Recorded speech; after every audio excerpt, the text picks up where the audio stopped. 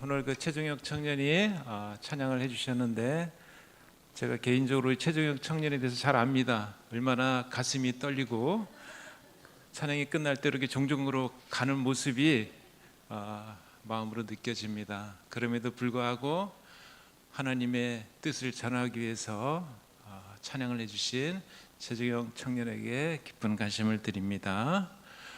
오늘 또 테리아 성도님 환영합니다.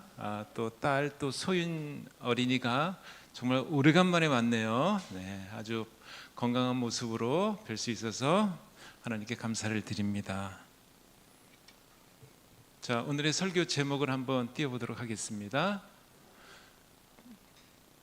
저 혼자 읽기는 너무나 버거운 제목이라서 같이 한번 읽어볼까요? 시작! 부흥을 기대한다면 리더부터 변해자. 제목이 너무 거창하고 또 이런 제목을 또 쓰기가 쉽지가 않습니다. 오늘 또 설교 제목에 이런 제목을 정했을 때는 저부터도 아주 깊은 반성을 하고, 어떻게 하면은 우리 교회가 부흥을 꼭 해야 되는데 방법은 여러 방법을 써왔지만 아직까지도 진행형으로 남아 있기에 연말을 2023년을 지내보면서 이 제목을 또 정해봤습니다. 목사님께서 아까 우리 김희재 장로님이 중보기도를 하셨듯이 서산지구와 호남 집회를 위해서 출타하시는 관계로 제가 설교를 또 배임받아서 준비를 열심히 했는데, 우리 성도님에게 어떻게 전해드릴지는 제 말이 아니다라고 생각을 하면서 하나님의 성령께서 각자의 우리의 성도님에게 임했으면 참 좋겠습니다. 자, 옆 사람을 보시면서 서로 또 안아줄 수 있는 분위기가 되면 안아주시면서 하늘까지 함께 가시기를 구호로 제창하도록 하겠습니다.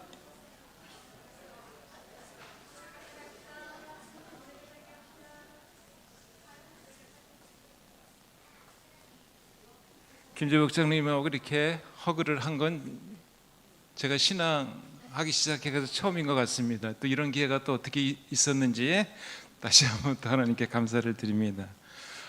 며칠 전에 하나님께 목사님께 이런 질문을 한번 했습니다. 초대교회에는 제자들이 예수님의 죽음과 부활과 승천을 다 경험을 했습니다. 예수님의 죽음과 부활과 승천을 경험하니까 어떻게 됐어요? 직접 눈으로 봤기 때문에 초대교회에는 성장을 안 할 수가 없었습니다. 눈으로 직접 보았는데 부활과 승천에 대해서는 얘기를 했을 때 반드시 제자들도 죽으면 예수님 따라 부활과 승천한다는 그런 믿음 한 가지를 가지고 3,000명, 5,000명을 침례를 주는 그런 사건도 있는데, 현재는 초기 교회 제자들과는 우리는 아주 다른 상황입니다. 예수님의 부활과 승천을 우리가 경험하지를 못했어요. 저도 못 봤으니까 우리 성도님도 못 봤겠죠? 부활과 승천을 경험하지를 못했는데, 이것을 성경에 나와 있는 이 성경책을 토대로 해서 전할 수 있다라는 것이 과연, 저는 나이가 어느 정도 있었기 때문에 가능하다고 보지만 젊은이들에게 또는 어린이들에게 부활과 승천과 이 성경책을 전하는 것이 과연 옳은 일인가, 또 이것이 또 가능한 일인가에 대해서 고민을 또 많이 해서 목사님한테 여쭤봤습니다. 어떻습니까 목사님? 이렇게 여쭤봤더니 목사님도 맞습니다, 요즘은 참 이렇게 전도하기가 참 어렵습니다 라는 얘기를 목사님과 같이 공감한 적이 있습니다. 과연 우리 성도님들 올해 한 해 전도회도 있었고, 또 각자가 전해야 되는 구도자가 있을 때 과연 어떻게 접근하고 어떻게 전하셨는지 한번 반문하고 싶습니다. 그랬을 때 저도 그거에 대해서 답을 찾기가 참 쉽지가 않더라고요. 그런데 제가 이제 소그룹을 하면서 몇몇 집사님에게 똑같은 질문을 하고 여쭤봤습니다. 답을 한번 구한 적이 있는데 한 집사님께서 말씀하시는 내용이 요즘 시대에는 성령이 있지 않습니까? 라는 말씀을 했습니다. 저는 틀림없이 그거에 대한 공부도 했고 답도 알고 있었는데도 불구하고 성령께서 지금 이 2023년도에 일을 하고 계신다는 것을 모르고 제 힘으로 어떤 면에서 전도를 하려고 했던 것이 아닌가라는 생각에서 제가 잠시 목사님한테 푸념을 했구나 죄송한 생각이 들었습니다. 올해 성도님들 정말 2023년도 정말 수고가 많았습니다. 특별히 경제적으로 어려운 환경 속에서도 살림살이가 그렇게 나아지지 않았는데도 불구하고 헌금 생활을 아주 열심히 하나님의 뜻에 따라서 11금서부터 각종 헌금을 잘 내어주신 우리 성도님 정말 감사를 드립니다. 교회 생활이 그렇게 쉽지가 않음에도 불구하고 헌금 생활을 충실히 하신 성도님들 감사를 드리고, 특별히 1년 동안 마음적으로 신앙생활하게 마음적으로 많이 상하셨던 우리 성도님들이 계셨다면 또 올 1년 또 잘 이겨주셔서 정말 감사를 드립니다. 특별히 연로하신 우리 부모님 같은 우리 집사님 또 장로님들은 자녀들이 이 자리에 나와서 같이 신앙하는 그 모습을 많이 기대하시고 보시는 것을 제가 스스로 많이 목격을 하고 있는데요. 어떤 집사님은 이렇게 앞에 앉아 계시다가도 뒤도 이렇게 가끔가다 쳐다보시면서 우리 자녀들이 혹시나 와 있나라는 생각에 뒤를 돌아보시는 우리 집사님들을 봤을 때는 마음이 참 가슴이 뭉클한 적이 또 많았습니다. 이병철 회장님이 그 생전에 하신 말씀이 있습니다. 어떤 말씀이냐면 자식하고 골프는 안 된다라는 말씀이 있습니다. 저도 이렇게 운동에 또 골프를 조금 치고 있지만 정말 안 됩니다. 또 자식 쉽게 되지 않습니다. 그거에 대해서 우리 이병철 경제 돈을 정말 우리나라의 삼성을 키우고 돈을 많이 가지시는 그 이병철 회장님도 그런 말씀을 하실 정도였으니까 우리 자식들이 마음이 잘 안 되시더라도 하나님께 위안을 받으시는 우리 성도님이 되시길 또 간절히 바랍니다. 제가 이 자리에서 한두 번 말씀을 드린 것 같은데 저희 장모님도 제가 장모님 돌아가시고 제가 신앙을 했습니다. 그렇게 저한테 신앙을 많이 이렇게 주입하시려고 노력했던 장모님이신데 돌아가시고 제가 신앙했을 정도니까 정말 이 신앙은 쉽지가 않을 것 같습니다. 이러한 1년 동안의 모든 수고는 하나님께서 반드시 풍성한 은혜로 갚아 주실 거라고 저는 확신을 합니다. 예수님이 돌아가시고 AD라고 하는 그 연대가 나오죠. 예수님 돌아가시고서부터 1년, 2년 이렇게 했는데 1년서부터 1세기, 2세기, 3세기를 돌아봤을 때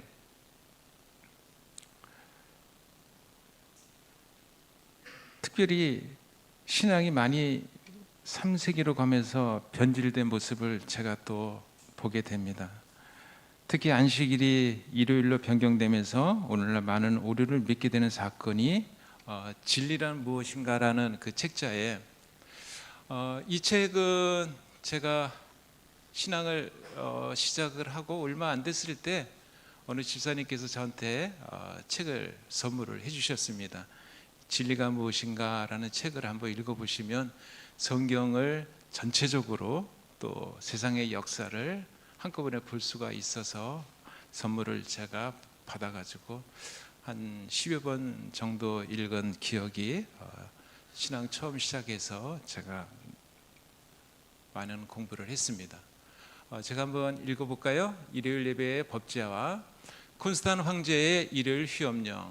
이러한 시대적 배경에 힘입어 로마의 콘스탄틴 황제는 마침내 321년 3월 7일에 일요일을 공식적인 휴일로 선포하게 되었으며 그 내용은 다음과 같다. 이 태양을 존경하는 날에 모든 관공리들과 각 도시의 주민과 제주공장의 종업원들은 휴업하라. 그러나 농촌에서 경작에 종사하는 농민은 자유로이 노동할 수 있다. 이는 씨를 뿌리고 포도를 심는데 불리할까 염려됨이라. 208페이지 내용이고요. 이거는 니케아 총회에서 발표된 내용입니다. 근본 소집된 총회에서 지극히 성스러운 부활절 일자에 관한 문제가 토의되었다. 그리고 이 문제는 참석자 전원의 연합 일치된 판정으로 잘 해결되었다. 즉 이 부활절은 각처에 있는 모든 그리스도인들이 깊은 한날에 반드시 준수되어야 한다라는 말씀입니다. 진리가 무엇인가라는 이 책을 통해서 1세기, 2세기 동안에는 안식일 준수가 당연한 거로 생각이 되어 있었습니다. 근데 3세기에 가서 그 당시에 로마 치세하에 있던 콘스탄틴 황제로 인해서 안식일이 일요일로 법제화되면서 그 당시에 안식일을 지키는 많은 무리들이 일요일로 넘어갔다는 설화가 있는데 그것도 사실인 것 같습니다. 특별히 안식일을 준수하는 사람들에게 일요일을 지키게 되면 각종 세금을 면제해 준다든지 뭐 그런 제도를 통해서 많이 흡수가 되어 있습니다. 저도 만약에 이 시대에 태어났다라고 하면 과연 안식일을 지킬까 일요일을 지킬까라는 것은 사뭇 또 고민도 할 수 있지 않을까라는 생각합니다. 특별히 우리가 이 안식일을 지키는 이 신앙은 우리가 교회를 정말 부흥으로 이끄는데 어떤 면에서 일요일을 지키지 않음으로 인해서 우리가 불합리되는 그런 점에 대해서는 우리가 많이 관가를 해야 될 것 같습니다. 지난주에 끝난 위대한 예언자 60장 미래의 영광에 대한 계시를 끝으로 1년이라는 시간이 지났습니다. 선지자 왕을 통해서 우리 성도 여러분들 많은 감동과 감화를 받으셨고, 특별히 오늘 또 안식일 학교 시간에 많은 분들이 나와서 말씀하시는 내용을 보면서 정말 열심히 묵상도 많이 하셨고 또 연구도 많이 하셨고 발표도 참 많이 하셨다라는 생각이 듭니다. 제가 전부 다 소개할 수는 없었고 솔로몬서부터 느헤미야까지 이렇게 한번 파워포인트로 한번 준비를 해 보았습니다. 이 스크린을 보시면서 나는 지금 이 장에 어떤 내용이 참 의미가 있었다라는 걸 다시 한번 생각하는 시간으로 이끌기 위해서 한번 사전을 또 준비하였습니다. 우리가 예언자나 선지자를 이렇게 보낼 때는 하나님께서 이렇게 보내시는 이유가 분명히 있다라는 것도 저희가 설교를 통해서 많이 배웠습니다. 이대로 놔두어서는 하나님 법이 훼손되거나 또 사단으로부터 믿는 백성이 현혹당해서는 안 되기에 보내신 것으로 세상의 주관자는 반드시 누구다? 하나님이시라는 것을 증거하시기 위해서 하나님께서는 이 선지자를 보내신 겁니다. 저도 1년 넘게 묵상하고 읽으면서 과연 어느 부분이, 어느 왕이 또는 어느 선지자가 저한테 와 닿았는가를 한번 생각해 보게 되었습니다.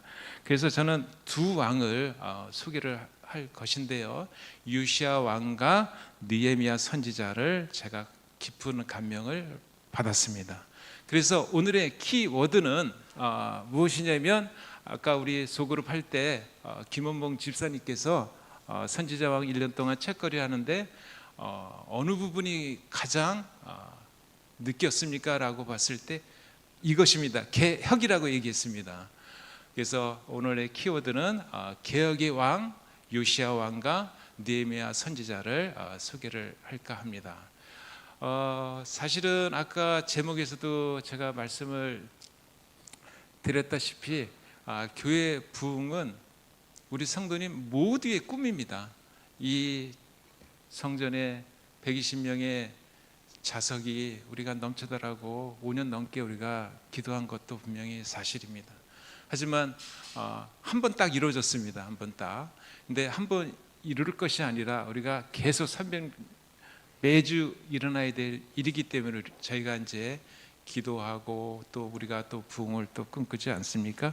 오늘 주시는 이 요시야 왕과 느헤미야 선지자를 통해서 우리 성도님들 다시 한번 선지자왕의 내용을 생각하시면서 우리도 이런 요시야 왕과 느헤미야 같은 개혁자로서의 우리가 결심을 하면 참 좋겠다는 생각을 하고 있습니다.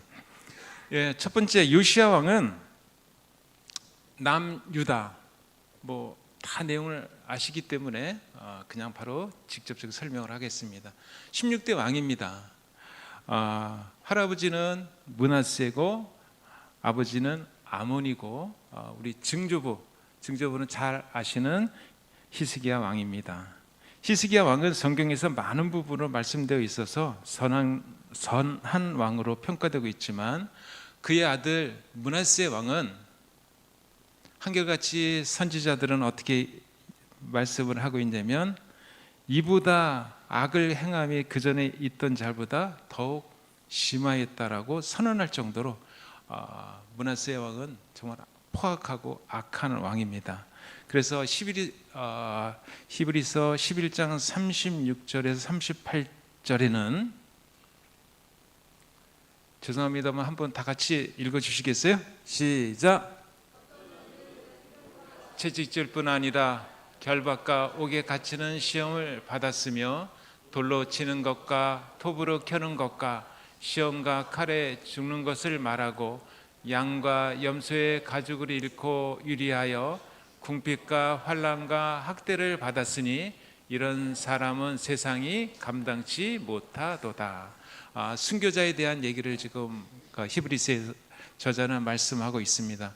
특별히 여기서 톱으로 켜는 것과 이 내용 중에서 므낫세 왕이 이사야 선지자, 아까 우리 퀴즈에도 나왔지만 이사야 선지자가 굉장히 그 선지자로서의 역할을 많이 하신 선지자인데 20세의 귀족의 왕의 출신으로 하나님의 분을 받는 이사야 선지자가 므낫세 왕에게 칼로 두동강에 나누는 순교를 당하게 된 아주 포악한 왕이 므낫세 왕입니다. 그의 아들 아몬은 므낫세를 이어서 22살에 왕위에 올랐지만 2년 만에 궁중에서 그 종에게 죽음을 당합니다. 할아버지 포악한 왕이고 아버지 2년도 못해서 왕위를 지키지를 못했어요. 그래서 3대째 누가 왔냐면 8세에 왕위에 오르는 이 요시야 왕이 8살 때 올랐습니다. 잘 아시다시피 8세에 무슨 지금 우리 여기 8세 우리 어린이도 있긴 있겠지만 아무 생각이 없을 것 같은데 왕이 된 요시야 왕은 지난 세대에 대한 경고를 받았어요. 하나님으로부터. 그랬을 때 요시야 왕이 선택한 것은 의를 선택했습니다. 그는 좌우로 치우치지 아니하였고 31년 동안 그 남방 유다를 통치한 요시야 왕은 챕터 33장 치세 18년에 일어나는 개혁의 길을 준비하였습니다. 거룩한 건물을 보존하려는 요시야 왕의 계획에 따라 성전 건물을 광범위하게 수리하는 도중에 잃어버렸던 성경책 사본을 대제사장 hil기야가 발견함으로 인해서 그 hil기야를 통해서 잃어버렸던 사본을 발견했을 때 신명기 31장 16절 말씀에 너는 마음을 강하게 하고 담대히 하라. 그들을 두려워 말라. 그들 앞에서 떨지 말라. 이런데 하나님 여호와 그가 너와 함께 행하실 것임이라. 반드시 너를 떠나지 아니하시며 버리지 아니하시리라는 이 말씀을 듣고 이런 공고를 받고 요시야 왕은 왕의 지위와 하나님의 거룩한 율법의 원칙을 높이는데 최선을 다했습니다. 이런 선한 왕 요시야 왕은 거의 유다의 마지막 왕으로 아까 우리 강천우 지사님 안실학교 시간에 말씀하셨죠. 사울서부터 유다의 마지막 왕은 시드기야라는 얘기 있지만 거의 요시야 왕의 둘째 아들이 시드기야 왕으로서 남방 유다는 끝나게 됩니다.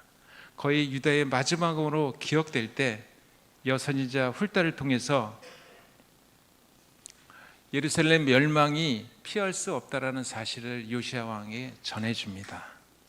그렇게 선언왕으로 하나님 율법을 세우려고 했지만 이대가 못 가서 이제 남방 유다는 이제 멸망한다는 사건을 여서진자 훌다를 통해서 들었을 때 더 이상 하나님께 위탁할 수밖에 없었던 이 요시야 왕. 하지만 이 요시야 왕에게 하나님께서 주시는 메시지가 또 있습니다. 왕하 22장 19절 20절 말씀. 내가 이곳에 내리는 모든 재앙은 내가 눈으로 보지 못하리라 하였느니라. 눈으로 보지 못하고 어떻게 해요? 멸망을 시키겠다는 얘기입니다. 사실은 그런 멸망을 볼 수밖에, 만일 본다라고 생각하면 이 요시야 왕도 마음이 되게 아팠고 슬퍼했을 상황인데 하나님께서는 이런 상황을 아시고 모든 재앙은 내가 눈으로 보지 못하리라고 잠재우겠다는 말씀을 합니다. 요즘 세상에 뜨는 말씀 중에 한 가지 숫자가 있어요. 8899234가 있습니다. 8899234 어느 분이 맞춥니까? 88하게 99까지인데 234에 대해서는 어떻게 알고 계세요? 네, 4는 죽는 거고 이틀 앓다가 3일째 죽는다. 어떻게 그렇게 사시고 싶습니까? 네, 저도 그런 것 같아요. 한 이틀 알고 3일째 죽고 이틀 앓다가 3일째 죽었으면 참 좋겠다는 생각을 많이 하는데 지금 오늘 하나님께서 요시야 왕에 주시는 이 말씀에 웬만하면 많은 상황이 우리가 살면서 기대하지만 안 보고 이 세상을 또 하나님께서 주시는 잠을 통해서 자고 싶을 때가 되게 많지 않습니까? 이 세상 사는 것이 어떤 때는 수고고 어떤 때는 또 피곤하고 어떤 때는 이제 그만 이런 생각도 할 수 있을 때 다시 한번 좀 우스갯소리지만 88992334를 꼭 기억하시길 바랍니다. 두 번째 개혁의 선구자는 느헤미야입니다. 챕터 32장에는 기의 사람이라는 제목에서 히브리 유랑인의 한 사람인 느헤미야는 바사 궁정에서 권세와 영광의 지위를 차지하고 있었다. 그는 왕의 술 관원으로서 여전히 자유로이 출입할 수 있었다. 유랑인입니다. 느헤미야 선지자는 유랑인이면서도 불구하고 바사 왕의 그 당시에는 왕이 바사 왕이었죠. 술 관원으로 아시다시피 술 맡은 관원은 지위가 굉장히 센 사람입니다. 그러면 왕의 음식을 그 당시는 거의 독살도 많으니까 음식을 통해서 독살도 많이 시켰던 상황이라 믿고 맡기지 않으면은 절대적으로 술 관원을 맡기지 않는다는 그런 통례적으로 굉장히 지위가 있는 느헤미야 선지자고, 느헤미야 선지자가 예루살렘으로부터 고레스 칙령에 따라서 유랑하는 느헤미야 사람입니다. 그의 직분은 그의 능력과 성실성 때문에 왕의 친구요 고문이 되었습니다. 고레스 칙령으로 1, 2차 예루살렘 귀환령이 내려진 지 70년이 지났습니다. 그 당시에 포로의 인구는 한 200만 명 정도 된다 그러죠. 200만 명. 그런데 성전을 건축하기 위해서 예루살렘으로 귀환한 사람은 인구로 따져서 한 10만 명 정도. 그러면 200만 명 중에서 한 5% 정도만 귀환을 한 겁니다. 그러면 포로로 잡혀갔던 사람들이 거기서 눌러 앉았다는 얘기죠. 거의 한 190만 명 정도가 눌러 앉았는데 190만 명 중에는 포로임에도 불구하고 거기에 지위가 높고 종까지 두었다라는 얘기가 있습니다. 어떤 면에서 지주로서 땅도 갖고 또 종까지 부릴 정도인데 굳이 예루살렘으로 가서 또 귀한 여행의 목적은 뭐냐면 무너진 성벽을 보존하라고 하는 그런 성벽 건축을 위해서 가야 되는데 과연 따라갈 사람이 얼마나 있겠습니까? 가면 또 고생인데 라는 생각에 5%밖에 가지 않았던 참 슬픈 과거가 있습니다. 어떤 면에서 하나님의 명령과 하나님의 목적에 따라서 많은 사람들이 귀한 여행에 가야 됨에도 불구하고 가지 않았다라는 그 사실이 오늘 또 우리에게 어떤 모습으로 우리에게 또 전해질지는 또 한번 생각해 볼 또 문제입니다. 이때 개혁자가 누구였냐면 느헤미야입니다. 느헤미야는 노력에 따른 성공은 기도와 믿음과 현명하고 정력적인 어떤 행동이 어떤 일을 성취할 수 있는가를 보여주는 그런 광경입니다. 느헤미야는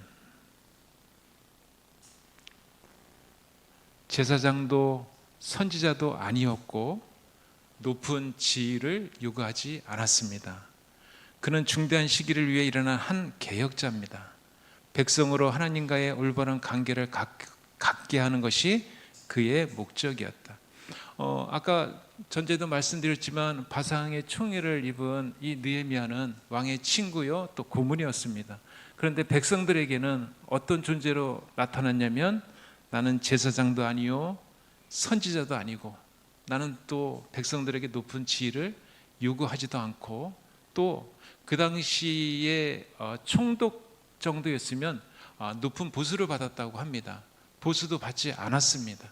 이런 느헤미야만이 할 수 있는 겸손의 태도가 아닌가라는 생각을 합니다. 원수들의 공연한 음모에도 불구하고 건축 공사는 꾸준히 진전되어 느헤미야가 예루살렘에 도착한 지 2달이 못 되어 성읍은 방벽으로 돌렸고 건축자들은 성벽 위를 거니면서 패배해서 놀란 원수들을 내려다볼 수 있었다. 느헤미야가 하나님께 기도하고 백성들한테 높은 지위를 요구하지도 않으면서 또 보수도 받지 않으면서 백성들을 독려하면서 때로는 또 총독으로서 외부로부터 오는 전쟁을 대비하기 위해서 한쪽에는 무기를 들고 한쪽에는 농사를 짓는 것으로 느헤미야가 백성들을 독려하면서 3마일에 되는 성벽을 건축을 합니다. 3마일. 그러면 우리가 보통 한 1마일은 1.4km 정도 되죠. 그러면 한 4.2km가 되는 그 성벽을 2달이 못 돼서 건축했다라고 하셨는데 정확하게는 52일입니다. 52일 만에 성벽을 건축을 했습니다. 우리나라에는 참 건축 장비가 참 좋아요. 포크레인도 있고 그럼에도 4.2km가 되는 그 성벽을 52일 만에 할 수 있었다. 사실은 아무리 건축 장비가 좋아도 쉽지 않을 거라고 생각을 합니다. 그럼에도 불구하고 느헤미야는 그 백성들을 한 개혁자로서 책무를 다하면서 잘 이끄는 모습 속에서 저는 느헤미야와 요시야 왕을 개혁의 선구자라고 이 선지자 왕을 통해서 제가 소개하게 되었습니다. 앞으로도 저도 이런 요시야 왕이나 느헤미야 같은 사람이 되기를 간절히 소원합니다. 이달 그 교회 지남 12월호에 사진에 나와 있는 내용입니다. 우리 각자 이제 책을 다 가지고 계시니까 혹시 못 보신 분 있으시면 댁에 가서 보시기를 바랍니다. 남성교회라고 합니다. 우리가 남성교회 그러면 우리가 딱 떠오르는, 저는 그 당시에 남성연탄이라는 걸 들어봤어요. 우리가 과거에 연탄을 많이 뗐는데 남성연탄의 사장님입니다. 이분이 이제 돌아가셨어요. 82세에 돌아가셨는데 고 김용기 장로님입니다. 이분은 38세 38세면 잘 떠오르지 않으면 안현 집사를 생각하면 됩니다. 안현 집사 나이 38세에 남성 연탄을 설립해 가지고 사업을 아주 크게 이루었어요. 이 김용기 사장님은 아내 최순례 집사님한테 복음을 받아들입니다. 그리고 55세에 침례를 받아요. 55세 침례를 받고, 근데 이 참 신기한 게 우리 그 손승기 성도님이 침례를 받기 전서부터 이렇게 열심히 하시더니 침례 받고는 더 소그룹 참석자에서 오늘 말씀하신 내용에 제가 깊은 감명을 받았는데요. 이 김용기 장로님이 55세에 침례를 받고 3개월도 안 돼서 남성 연탄 그 교회 지남에 나온 얘기를 제가 소개하는 겁니다. 3개월도 안 돼서 본인 공장 2층에다가 교회를 세우게 됩니다. 그래서 그 교회를 세워가지고 모든 직원을 안식일 예배, 아침 예배를 드리면서 호남 선교에 아주 발자취를 남기게 되는데요. 이 남선교회가 교도소 선교뿐만 아니라 군인 복음화에도 호남 선교의 중심지로 떠오르게 됩니다. 그래서 한때는 농명책에 1000명의 일원을, 엄청나지 않습니까? 농명책에 성도 수의 이름이 1000명이 올라올 정도로 이런 호남 선교의 아주 대표적인 교회를 성장시킨 이 김용기 장로님을 통해서 이번 교회 12월호에 전면에 교회 사진이 나온 걸 봤습니다. 이제 말씀을 좀 마무리할 시간이 된 것 같아서 여러 가지를 소개를 좀 드렸습니다만, 인천 새천사교회를 1년 동안 열심히 한다고 했지만 수석 장로로서 너무나 부족함을 하나님과 성도님들에게 인정합니다. 열심히 일하신 모든 성도님께 다시 한번 감사를 드리며, 새로이 또 2024년을 또 맞이해야 될 것 같아서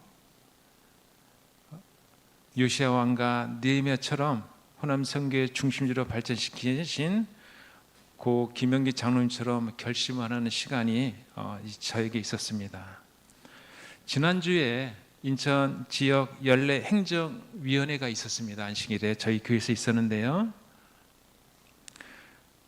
그 연례 행정위원회에서 많은 목사님들이 나와서 말씀을 하셨는데, 특별히 갈산교회라고 우리 주위에 있는 이 갈산교회는 상가에 한 60년 정도 이렇게 교회가 존재하고 있었는데, 재건축으로 인해서 그 교회가 폐해, 교회를 이렇게 접어야 되는, 그렇게 직원에서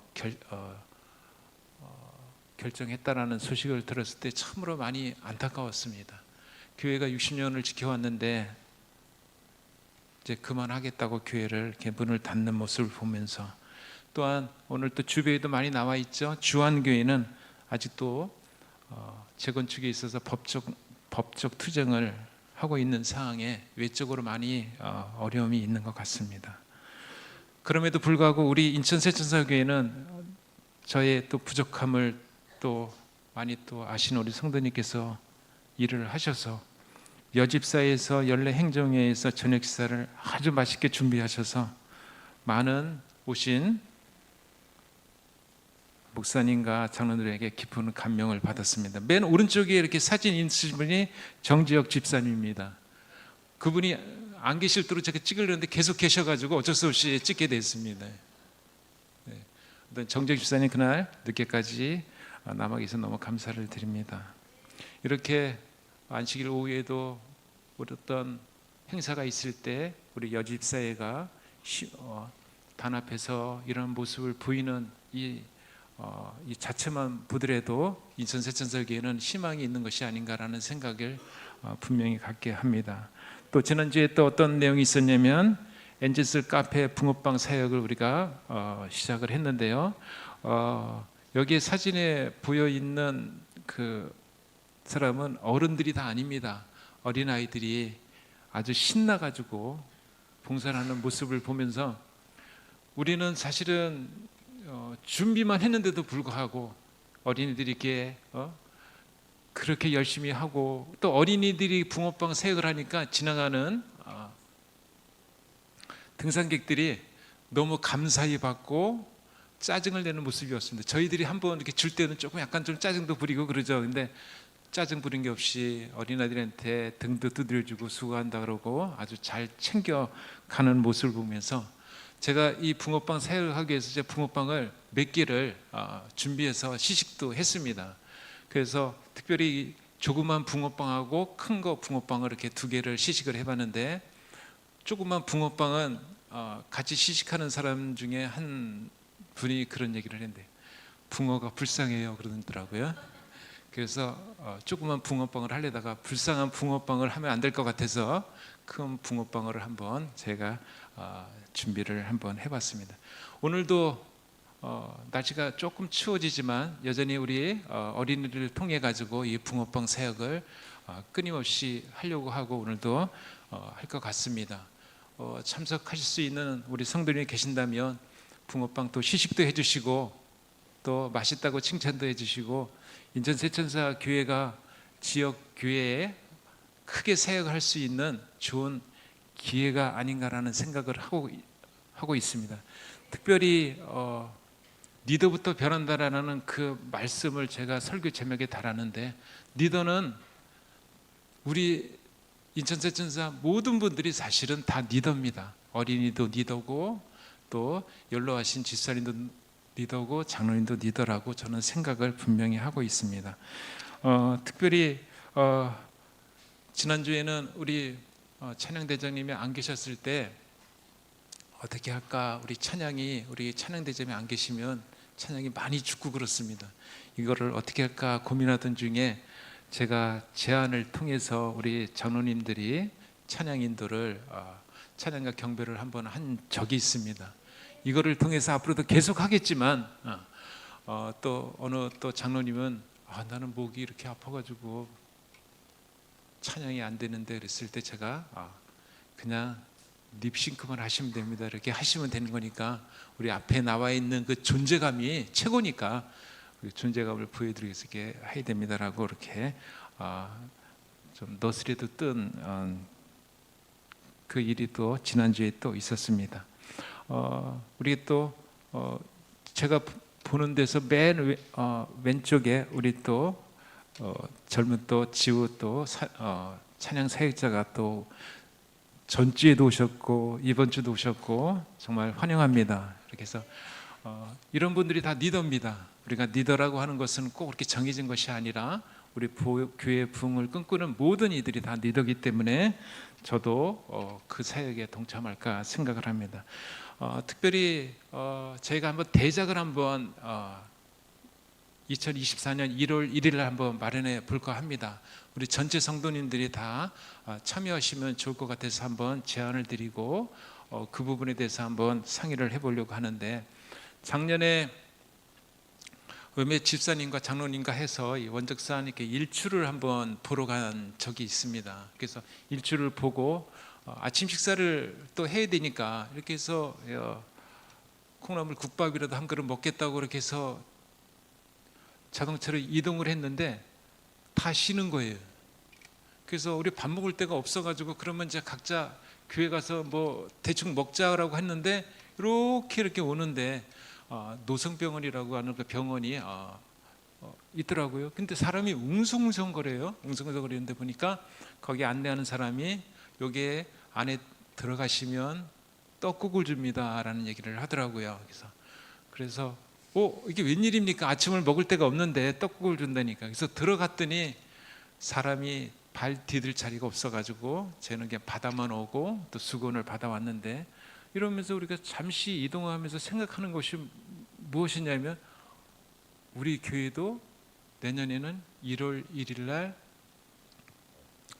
떡국잔치를 꼭 했으면 좋겠다. 거기 참석한 모든 인원들이 그 생각을 말씀을 하시더라고요. 그래서 그때 저뿐만 아니라 목사님, 집사님들이 그런 결정을 했습니다. 우리도 내년에 합시다. 그런 날이 이제 며칠 안 남았어요. 그래서 우리가 단톡에도 올리고 그다음에 우리가 기도도 하고 주배도 올렸는데 2024년 1월 1일 원저산 일출 광경을 보러 오는 서구 구민들을 대상으로 떡국 잔치를 할 예정입니다. 제가 사진이 있으면 사진을 올릴 텐데 1월 1일이 아직 지나지 않아 가지고 사진을 좀 못 올리고 우리 성도님들에게 간절한 호소를 하면서 2024년에는 부족한 저를 또 다시 한번 수석으로 앉혀주신 성도님께 감사를 드립니다마는 부족한 저를 좀 잘 도와서 우리 교회가 내년에 꼭 목표로 하는 일을 꼭 이루었으면 하는 바라면서 이 말씀을 또 준비했고 이 말씀을 통해서 기도했고 우리 성도님들께서 많은 반응이 저는 분명히 있을 거라고 확신합니다. 앞으로도 우리가 이 일을 통해서 하나님께 영광을 돌리는 일만 남아있기를 간절히 소망하면서 말씀을 마치도록 하겠습니다. 감사합니다.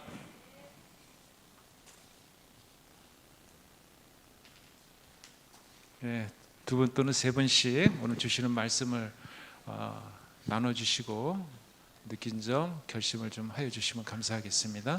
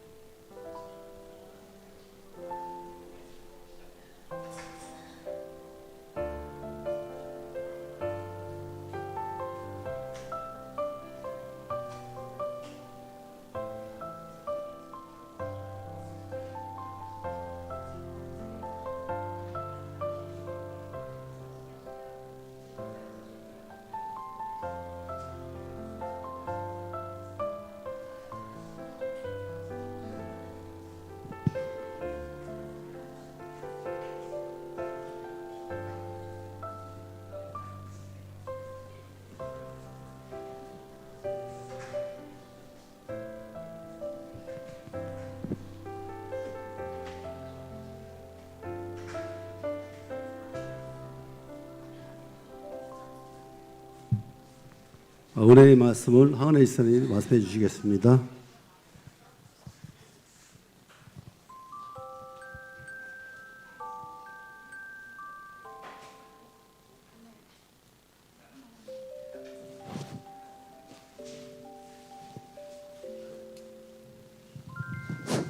예, 오늘 설교 말씀을 듣고 제가 느낀 점을 말씀드리려고 합니다. 요시야 왕과 느헤미야가 하나님의 사업을 위해서 노력을 멈추지 않은 그런 걸 보면서 많은 유혹도 있었겠지만 거기에는 또한 또 단호함이 있었던 것 같습니다. 저희들도 가정에서는 부모가 리더가 되고 소그룹에는 소그룹 리더가 있지요.